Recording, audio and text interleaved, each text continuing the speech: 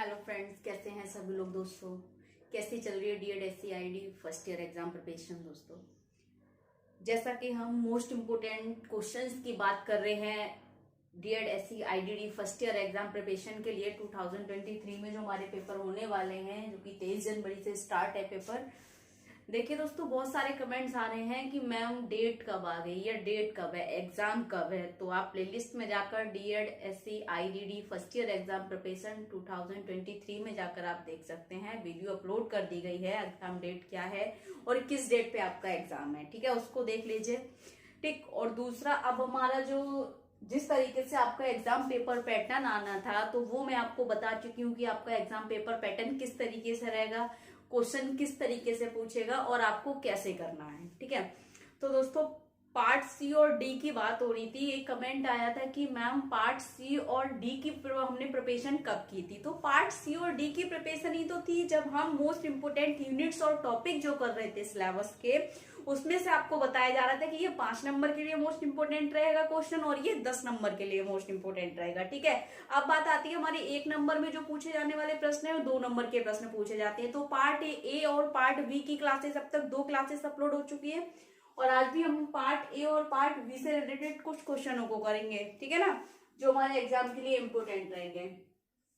तो आज भी हमारी क्वेश्चन सीरीज होगी 1 से लेकर 25 क्वेश्चन तक की, ठीक है ना, यानी कि 1 से लेकर 25 प्रश्नों पर बात करने वाले हैं। तो चलिए स्टार्ट करते हैं। आज का क्वेश्चन नंबर फर्स्ट देखिए, सतत एवं व्यापक मूल्यांकन किस पर केंद्रित होता है। सतत एवं व्यापक, सतत का मतलब होता है लगातार, व्यापक का मतलब होता है विस्तृत, यानी कि फैला हुआ। यानी कि फैला हुआ से मतलब है कि बच्चे के आसपास से संबंधित या पर्यावरण से संबंधित, वातावरण से संबंधित, दैनिक जीवन के क्रियाकलापों से संबंधित, दैनिक दिनचर्या से संबंधित, कार्यात्मक कार्यों से संबंधित। तो कह रहे हैं सतत एवं व्यापक मूल्यांकन जो है किस पर केंद्रित होता है, ठीक है। तो सतत एवं व्यापक मूल्यांकन छात्र पर केंद्रित होता है। किस पर होता है दोस्तों? छात्र पर, यानी कि स्टूडेंट पर। यहाँ पर एक क्वेश्चन और बनता है इससे रिलेटेड, पाठ्यक्रम का केंद्र बिंदु कौन है। पेपर में आपको पूछ सकता है, पेपर 5 में है शायद आपका ये, पाठ्यक्रम का केंद्र बिंदु कौन है। तो पाठ्यक्रम का केंद्र बिंदु भी कौन होता है? छात्र होता है, ठीक है। यह पाठ्यक्रम किस पर केंद्रित होता है? तो पाठ्यक्रम भी हमारा किस पे केंद्रित होता है? छात्र पर केंद्रित होता है। और सतत एवं व्यापक मूल्यांकन भी छात्र पर आधारित होता है, ठीक। क्वेश्चन नंबर 2 देखिए आज का, डिसलेक्सिया किससे संबंधित है। डिसलेक्सिया क्या है? डिसलेक्सिया देखिए दोस्तों, हमारी जो लर्निंग डिसेबिलिटी है, अधिगम अक्षमता है, जो सीखने से संबंधित अक्षमता है, तो उसके कई सारे प्रकार है, ठीक है। यानी कि लर्निंग डिसेबिलिटी के जो टाइप्स हैं, डिसलेक्सिया, डिसलेक्सिया मैं बता दूं आपको, पठन विकार से संबंधित है। किससे है? पठन अक्षमता से। पठन अक्षमता, ठीक है, या हम कह सकते हैं पठन विकार से संबंधित है। पठन विकार से, ठीक है, जिसमें बच्चे को क्या होता है? पढ़ने संबंधी समस्याएं होती हैं।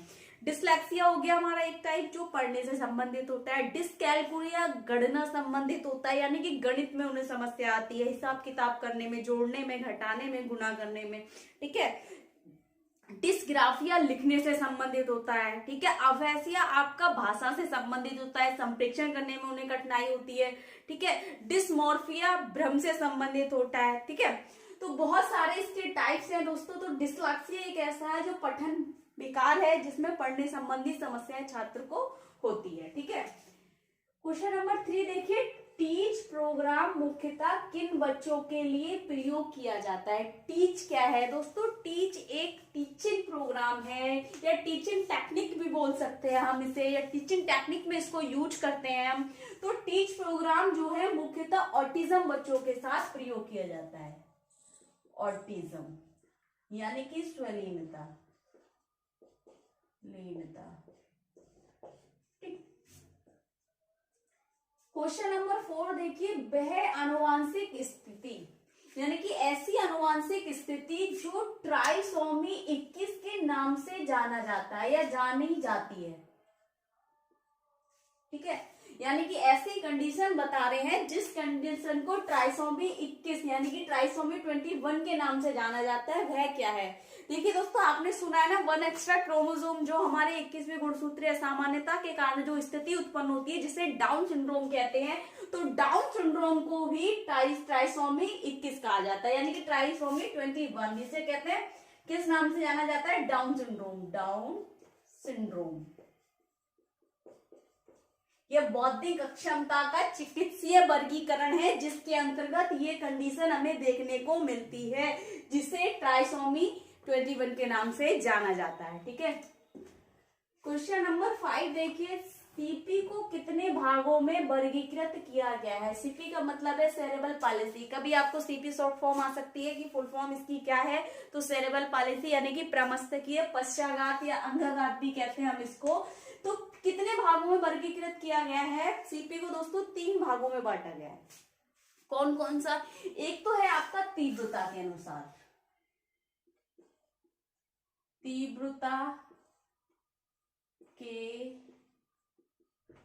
अनुसार, तीव्रता के अनुसार हमारे वे टाइप आते हैं सीपी के, जिसमें माइल्ड सीपी, मॉडरेट सीपी, ठीक है, माइल्ड, मॉडरेट, सीवियर सीपी, ये 3 टाइप आते हैं। ठीक है, दूसरा जो वर्गीकरण किया गया है प्रभावित अंगों के अनुसार, प्रभावित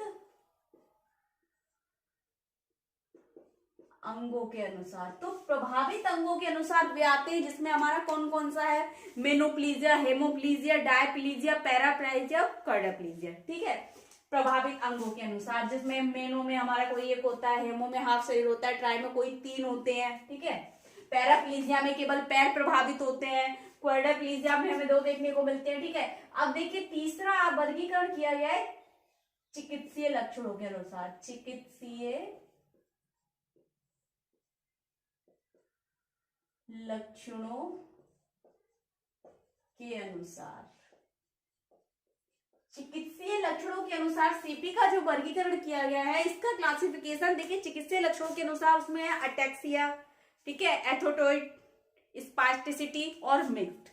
ठीक है, तो माइल्ड, मॉडरेट, सीवियर, हेमीप्लीजिया, पैराप्लीजिया, मोनोप्लीजिया, डायप्लीजिया, क्वाड्रिप्लीजिया, और इसमें आ जाएगा हमारा अटैक्सिया, एथेटोइड, स्पास्टिसिटी और मिक्स्ड सीपी। ठीक, क्वेश्चन नंबर 6 देखिए, सीखने सिखाने की विधियां कौन कौन सी हैं, यानी कि सीखने सिखाने की विधियां कौन कौन सी हैं। जब एक कक्षा में कोई शिक्षक है जो स्टूडेंट को सिखा भी रहा है और उनसे कुछ सीख भी रहा है, तो सीखने सिखाने की विधियां कौन कौन सी हैं।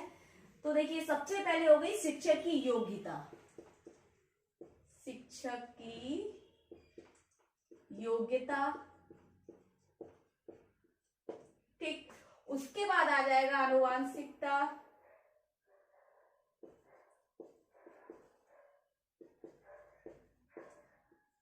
ठीक, उसके बाद आ जाएगा आपका वातावरण, और इसके बाद आ जाएगा अवसर।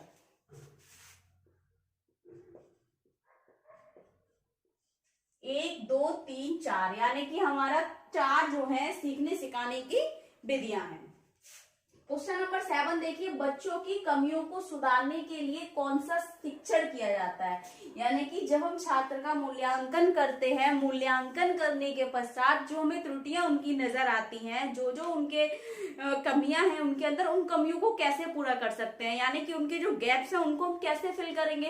खासकर हमें ये चीज ज्यादातर लर्निंग डिसेबल्ड वाले बच्चों के साथ करनी होती है, जो वो पढ़ने से संबंधित समस्याएं होती हैं, लिखने से संबंधित समस्याएं होती हैं, छोटी छोटी वो गलतियां करते हैं, गैप कर जाते हैं, तो उनको कैसे फुलफिल कर सकते हैं। तो दोस्तों इसके लिए हम करते हैं उपचारात्मक शिक्षण, यानी कि जिसे रिमेडियल टीचिंग के नाम से जाना जाता है। क्या करते हैं कि बच्चों की कमियों को सुधारने के लिए या पूरा करने के लिए या भरने के लिए कौन सा शिक्षण किया जाता है, उपचारात्मक शिक्षण, यानी कि रिमेडियल टीचिंग, उपचारात्मक शिक्षण।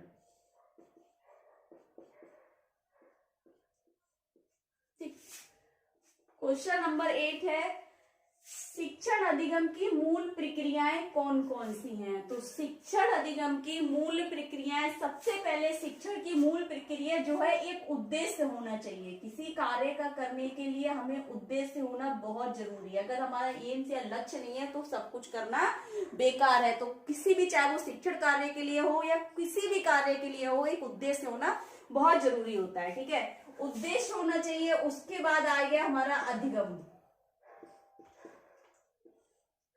ठीक है, उद्देश्य होना चाहिए, उसके बाद अधिगम होना चाहिए, उसके बाद होना चाहिए अनुभव क्रियाएं।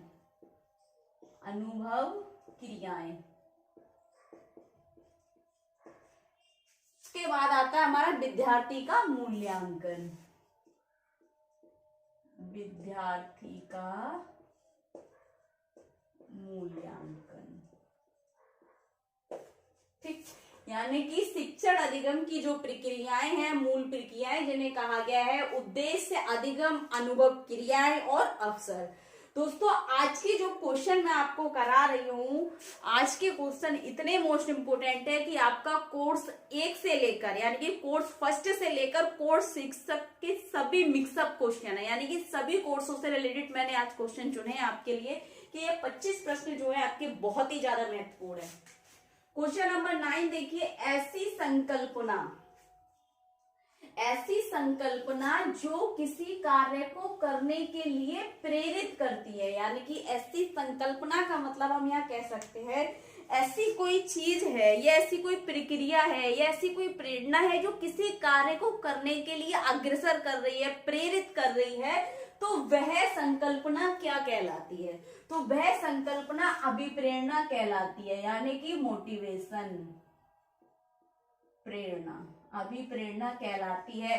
1 नंबर में प्रश्न आपको, सॉरी 2 नंबर में आपसे पूछेगा। 1 नंबर में तो इस तरीके से पूछेगा, प्रश्न ये होगा, आपको आंसर ऐसे देना होगा। ठीक है, 2 नंबर में आपको आएगा अभिप्रेरणा को परिभाषित कीजिए। तो अभिप्रेरणा को परिभाषित करने के लिए बस इतना ही कहेंगे, वह संकल्पना जो किसी कार्य को करने के लिए प्रेरित करती है अभिप्रेरणा कहलाती है। यहाँ पर 2 नंबर मतलब ऐसे हैं, अगर आप बिना रटे भी इसको याद कर सकते हैं 2 मिनट के लिए कि अभिप्रेरणा को परिभाषित कीजिए। आपको पता होना चाहिए अभिप्रेरणा क्या है। ऐसी संकल्पना जो किसी कार्य को करने के लिए प्रेरित करती है या अग्रसर करती है या कार्य होने की मतलब दशा को बदलती है या उसको प्रेरित करती है, तो वहां पर अभिप्रेरणा कहलाती है। ठीक है, बहुत इजी तरीके से आप कोई भी डेफिनेशन यहाँ पर याद कर सकते हैं। क्वेश्चन नंबर 10 देखिए, TLM के प्रकार लिखिए। TLM क्या है दोस्तों? टीचिंग लर्निंग मटेरियल, यानी कि शिक्षण अधिगम सामग्री। देखिए, शिक्षण अधिगम सामग्री जो है, हम बच्चों के साथ जब अपना कोई टीचिंग कराते हैं, किसी भी कार्य को सिखाते हैं, प्रशिक्षण के दौरान जो हमारी सामग्री होती है, टीचिंग लर्निंग मटेरियल जो होता है, शिक्षण अधिगम सामग्री, वो सामग्री हम इसलिए प्रयोग करते हैं ताकि बच्चे उसमें रुचि ले, प्रभावपूर्ण रूप से सीखें, अच्छा सहयोग दें और किसी कार्य को सरल बनाया जा सकता है टीचिंग लर्निंग मटेरियल से। तो इसके प्रकार पूछिए, टीचिंग लर्निंग के प्रकार कौन कौन से हैं? तो एक तो है हमारा दृश्य सामग्री,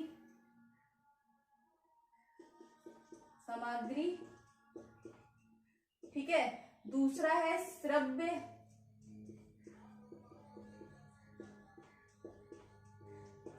तीसरा है दृश्य श्रव्य, दृश्य श्रव्य सामग्री। ठीक, दृश्य में भी आ जाती है, जैसे किताबें हो गई, फ्लैश कार्ड हो गए हमारे, ठीक है, चार्ट हो गए, असाइनमेंट हो गए, वे सारी चीजें। ठीक है, चित्र हो गए, फोटो हो गए। दृश्य श्रव्य में आ जाएंगे, जैसे टीवी हो गया जो देख भी सकते हैं और जिसे हम सुन सकते हैं, टीवी हो गया, फोन हो गया, ठीक है, वे सारी चीजें आ जाएंगी। श्रव्य में भी आ जाएंगे, जैसे रेडियो हो गया, टैप रिकॉर्डर हो गया, ठीक है, लाउड स्पीकर हो गया, ये हम सुनकर इनका यूज करते हैं। दृश्य श्रव्य में हम सुन भी सकते हैं, देख भी सकते हैं और केवल दृश्य में हम उनको देखते हैं। तो ये 3 प्रकार के हमारे टीचिंग लर्निंग मटेरियल है। क्वेश्चन नंबर 11 देखिए, जिस सामग्री के माध्यम से अधिगम को प्रभावी और सरल बनाया जाता है क्या कहलाती है? यहाँ पर आप भी देखिए, टीचिंग लर्निंग मटेरियल के बारे में हमने पढ़ा था। अगर आपको आ जाए ना कि शिक्षण अधिगम सामग्री को परिभाषित कीजिए या शिक्षण अधिगम सामग्री से होने वाला लाभ क्या है या बच्चे को क्या लाभ मिलता है, सीधा एक लाइन में आपको याद करना है, जिस सामग्री के माध्यम से अधिगम को प्रभावी यानी कि इफेक्टिव बनाया जाए, लर्निंग को प्रभावी और सरल बनाया जाता है, अधिगम कहलाता है। ठीक है, टीचिंग लर्निंग मटेरियल, TLM, शिक्षण अधिगम सामग्री। ठीक, क्वेश्चन नंबर 12 देखिए, बहु विकलांगता वाले छात्रों की मुख्य आवश्यकताएं कौन कौन सी है, यानी कि मल्टीपल डिसेबिलिटी। मल्टीपल डिसेबिलिटी क्या है, हम उस व्यक्ति को या उस बच्चे को मल्टीपल डिसेबल्ड बोलेंगे जो व्यक्ति 2 या 2 से अधिक प्रमाणित विकलांगता रखता हो, उसे हम मल्टीपल डिसेबिलिटी कहते हैं। और मल्टीपल डिसेबिलिटी हमारी बेंचमार्क डिसेबिलिटी भी है, क्योंकि PWD के अंतर्गत आने वाली सभी दिव्यांगताएं हमारी बेंचमार्क डिसेबिलिटी के नाम से भी जानी जाती हैं। ध्यान रखना, 1 नंबर में आपको क्वेश्चन आ सकता है कि बेंचमार्क डिसेबिलिटी कौन कौन सी है, तो पता होना चाहिए, या MD या CP या ID आपकी बेंचमार्क डिसेबिलिटी है या नहीं है, तो ये सभी हमारी बेंचमार्क डिसेबिलिटी है। ठीक है, तो बहुविकलांगता वाले छात्रों की मुख्य आवश्यकताएं कौन कौन सी हैं। देखिए, जब बहुविकलांगता की बात आ जाती है तो बहुत सारे विकलांगताओं से ग्रसित व्यक्ति होता है, तो उसकी आवश्यकताओं को पूरा करने के लिए जिन जिन आवश्यकताओं की जरूरत पड़ती है कौन कौन सी है, सबसे पहले हो जाएगा फिजियोथेरेपी यानी कि भौतिक चिकित्सा,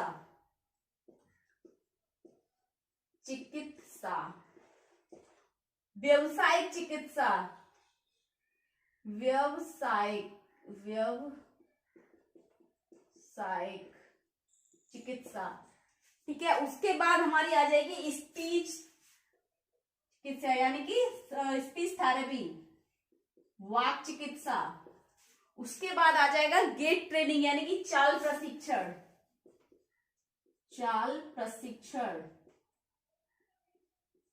और उसके बाद आ जाएगी हमारी स्पेशल एजुकेशन, विशेष शिक्षा।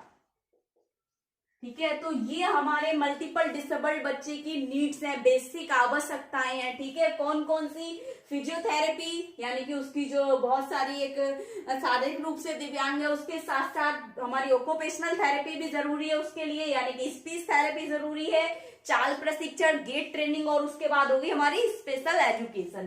तो ये कितनी, 1 2 3 4 5 उनकी महत्वपूर्ण आवश्यकताएं हैं, मुख्य आवश्यकताएं हम कह सकते हैं। ठीक है ना, मुख्य आवश्यकताएं हैं किसकी, मल्टीपल डिसेबल्ड चिल्ड्रन की। ठीक, नेक्स्ट देखिए क्वेश्चन नंबर 13, हाइपर कीन्स और मिनिमल ब्रेन डिफ्यूजन किसे कहा जाता है। हाइपर कीन मिनिमल ब्रेन डिफ्यूजन बच्चे को क्या कहा जाता है या किसे कहा जाता है। तो दोस्तों, ये आपको क्वेश्चन आज पहली बार आप देख रहे होंगे, लेकिन हो सकता है अब बहुत सारा चेंज कर दिया है आपका सिलेबस, और मुझे लग रहा है क्योंकि इसमें ना ADHD और ऑटिज्म स्पेक्ट्रम डिसऑर्डर को बहुत डिटेल में पढ़ा गया है। ठीक है, ये क्वेश्चन जो है हो सकता है आ जाए 1 नंबर में, हाइपर कीन्स और मिनिमल ब्रेन डिफ्यूजन ADHD बच्चों को कहा जाता है, या पहले कहा जा सकता था, हम कहते हैं कि पहले कहा जाता था ADHD बच्चों को, attention deficit hyper active disorder. ठीक है, तो इन बच्चों को हाइपर कीन मिनिमल ब्रेन डिफ्यूजन के नाम से जाना जाता था। ठीक है, क्वेश्चन नंबर 14 देखिए, हेलर सिंड्रोम का दूसरा नाम क्या है। हेलर सिंड्रोम जो है ऑटिज्म का एक प्रकार है। ठीक है, तो हेलर सिंड्रोम का दूसरा नाम है चाइल्ड डिसइंटीग्रेटिव डिसऑर्डर, चाइल्ड डिसइंटीग्रेटिव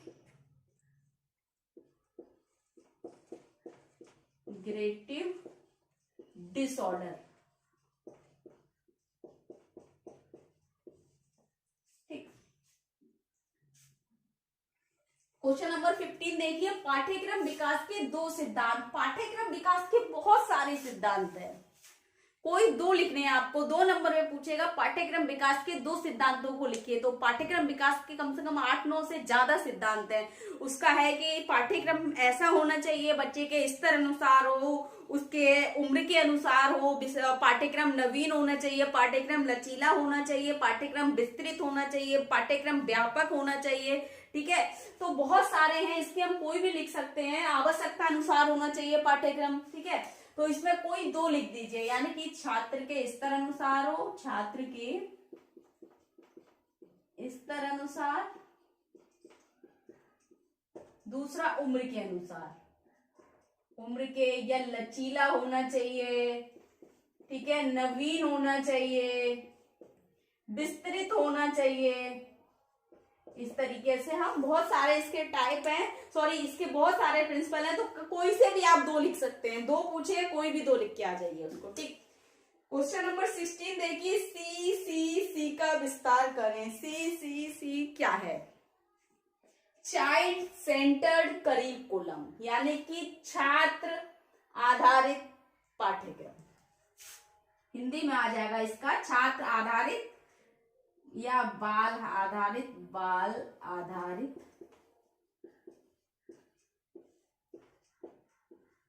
पाठ्यक्रम, ठीक है ना। सी चाइल्ड सेंटर्ड करिकुलम, ठीक। क्वेश्चन नंबर 17 देखिए, शिक्षण वातावरण प्रबंधन में योगदान करने वाले 3 महत्वपूर्ण कारक कौन से हैं? यहाँ पर कारक भी पूछ सकता है, एलिमेंट्स भी बोल सकता है, या फैक्टर पूछे एलिमेंट्स भी पूछ सकता है, सेम है, ठीक है। शिक्षण वातावरण को प्रबंधन में योगदान करने वाले 3 महत्वपूर्ण कारक कौन कौन से हैं? एक तो हो गया उसका स्ट्रक्चर, यानी कि संरचना, और उसके इंटरेक्शन, और उसके बाद आ जाएगा डिसिप्लिन, अनुशासन। 3 है, ठीक है। शिक्षा वातावरण प्रबंधन में योगदान देने वाले 3 एलिमेंट्स है या फैक्टर्स हम बोल सकते हैं इनको, संरचना, निर्देश और अनुशासन। ये या तो यहाँ पर फैक्टर पूछेगा, ठीक है, या फिर यहाँ पर एलिमेंट्स यानी कि मूल्य तत्व भी पूछ सकता है, ठीक है ना। मूल्य तत्व कौन से हैं या कारक कौन से हैं? तो स्ट्रक्चर हो गया, इंटरेक्शन हो गया, डिसिप्लिन, यानी कि संरचना, निर्देश और अनुशासन, ठीक। क्वेश्चन नंबर 18 देखिए, पैक्स शिक्षण विधि किन बच्चों के लिए, 2 बार बच्चा लिख गया यहाँ, किन बच्चों के लिए प्रयोग किया जाता है? पैक्स क्या है? पैक्स भी एक हमारा, अगर हम बात करें, एक टीचिंग प्रोग्राम में हम इसको यूज करते हैं, ठीक है ना। और ये सिस्टम ऐसा है जिससे हम बच्चे को किसी भी चीज को सिखा सकते हैं, जल्दी सीखता है, इंटरेस्ट के साथ सीखता है। तो पैक्स की जो फुल फॉर्म है, पिक्चर एक्सचेंज कम्युनिकेशन सिस्टम। फिर से, पिक्चर एक्सचेंज कम्युनिकेशन सिस्टम। शिक्षण विधि किन बच्चों के लिए प्रयोग की जाती है? सबसे ज्यादा ऑटिज्म बच्चों के लिए की जाती है, स्वरनीता वाले बच्चों के साथ। क्वेश्चन नंबर 19 देखिए, यूडीएल शैक्षणिक ढांचा किसने बनाया है? यूडीएल क्या है? Universal design for learning. ये ब्लूम ने बनाया था, जिससे बच्चों को संरचनात्मक रूप से अच्छे से उनको शिक्षा प्रदान किया जाए, ठीक है। एक वातावरण ऐसा संरचना, एक वातावरण की इस तरीके से संरचना की जाए जिससे पूरा स्ट्रक्चर टीचिंग के लिए हो और लर्निंग के लिए हो, इसके अलावा वो बच्चे डिस्ट्रैक्ट ना हो। तो यूनिवर्सल डिजाइन फॉर लर्निंग, ठीक है। सार्वभौमिक शिक्षण, ठीक है। इसमें यूडीएल शैक्षणिक ढांचा किसने बनाया? ब्लूम ने बनाया ये, ठीक।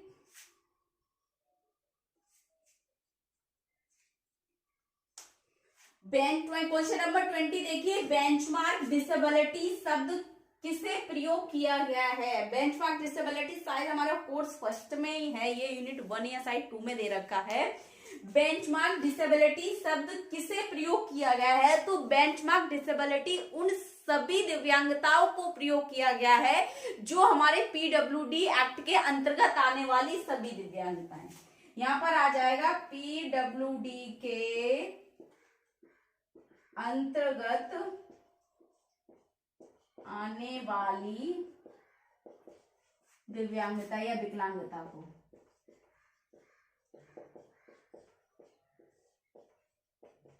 यहाँ पर आने वाली प्रमाणित विकलांगता को, आने वाली जो प्रमाणित है, प्रमाणित विकलांगता को, प्रमाणित विकलांगता को, ठीक। बेंचमार्क डिसेबिलिटी शब्द किसे प्रयोग किया गया है? तो पीडब्ल्यूडी के अंतर्गत आने वाली प्रमाणित विकलांगता को बेंचमार्क डिसेबिलिटी के नाम से जाना जाता है। जो पीडब्ल्यूडी एक्ट जो है, जिसके अंतर्गत हमारी 4 या 7 उसमें जो डिसेबिलिटी ऐड की गई है, तो उन सभी डिसेबिलिटीज को जो प्रमाणित है, उन सभी को क्या किया गया है? उनको बेंचमार्क डिसेबिलिटी के नाम से जाना गया है। अब तो पीडब्ल्यूडी को आरपीडब्ल्यूडी कर दिया है ना, 60 में इसका हो गया हो। तो यहाँ पर 21 प्रकार की विकलांगताओं के बारे में बताया गया है, लेकिन पीडब्ल्यूडी के अंतर्गत जितनी भी विकलांगताएं हैं उन सभी को बेंचमार्क डिसेबिलिटी के नाम से भी जाना जाता है। क्वेश्चन नंबर 21 देखिए, सीखने के लिए आकलन किस पर ध्यान देता है? यानी कि जब हम सीखने के लिए आकलन करते हैं तो वह किस पर बल देता है या किस पर ध्यान देता है? तो विद्यार्थी की अधिगम शैलियों पर, विद्यार्थी की अधिगम शैलियों पर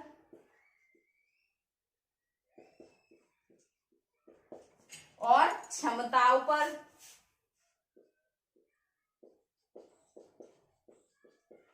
और उसकी आवश्यकताओं पर।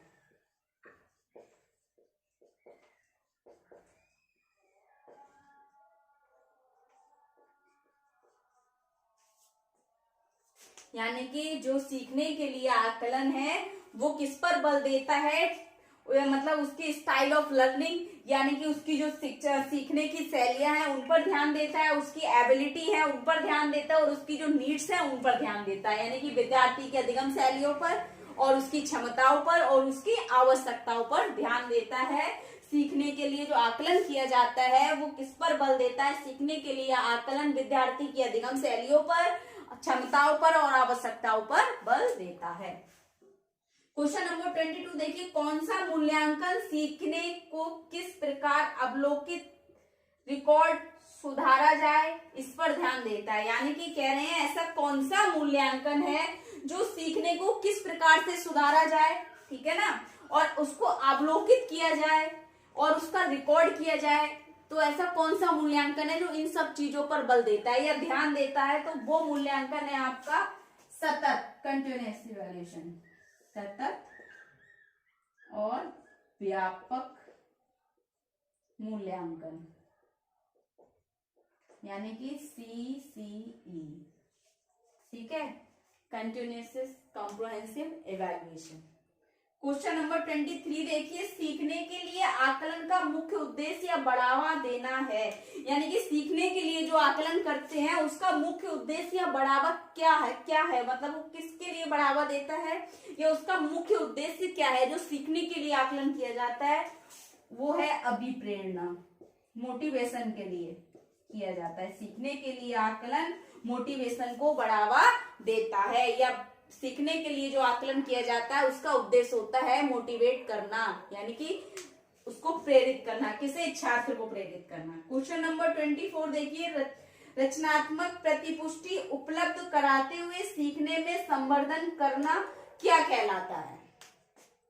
फिर से रिपीट करते हैं क्वेश्चन के लिए, रचनात्मक प्रतिपुष्टि उपलब्ध कराते हुए सीखने में संवर्धन करना क्या कहलाता है? विद्यालय आधारित आकलन, यानी कि स्कूल सेंटर्ड असेसमेंट, विद्यालय आधारित आकलन। ठीक, नेक्स्ट देखिए क्वेश्चन नंबर 25, अधिगम में आकलन किसके लिए आवश्यक होता है? यानी कि जब हम सीखने के लिए आकलन करते हैं तो आकलन किसके लिए आवश्यक होता है या उसकी क्या आवश्यकता है? तो प्रेरणा के लिए आवश्यक होता है, यानी कि मोटिवेशन के लिए आवश्यक होता है। आज के हमारे जो क्वेश्चन थे, यानी कि कोर्स फर्स्ट से लेकर 6 तक के इसमें क्वेश्चन मोस्ट इंपोर्टेंट सारे पूछे गए हैं।